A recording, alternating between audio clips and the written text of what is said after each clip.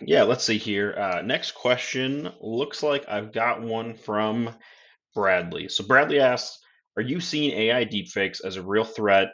Seems kind of hard to believe.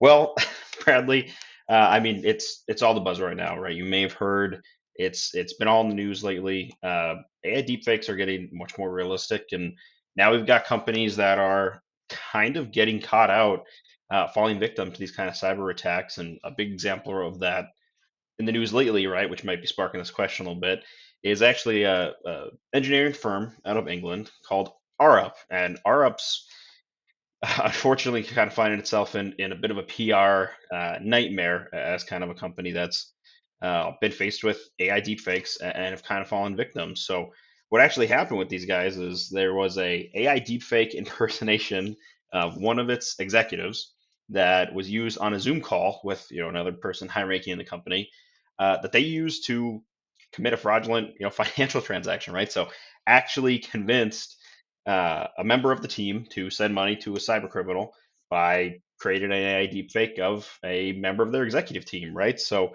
it managed to trick somebody who's pretty high up in a technical based company, right? So not something you see every day. But this is AI deepfakes is really a next level phishing, right? It's not fake emails. It's not bad bad phone calls, right? These are real faces from real companies.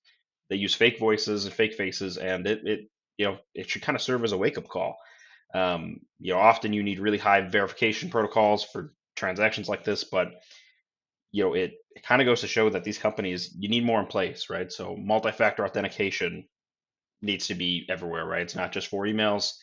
It needs to extend to how approvals and authorizations are handled, right? And you got to keep your team educated. Employee training is really the best way to combat AI deepfakes, right? You need to verify transactions like this through a method that's not just these voice calls, right? So if you get a transaction that comes across your desk, instead of just kind of taking their word for it and running with it, verify it through a method that works, right? So a phone call to a direct business line. If you use Teams, a Teams message, double verifying information like that for these big high dollar amount transactions takes moments and can help save your company a lot of money. Um, Something just kind of to follow up on this, Bradley, if you're interested, and I can put the link to this here in the description. But Silicon Plains is actually hosting a webinar on AI deepfakes April 17th, 3 p.m. Central. Going to be kind of a super quick 15-20 minute breakdown of AI deepfakes, and we're going to give out a little bit more practical kind of tips and advice that businesses can use to combat AI deepfakes. So definitely check out that link below.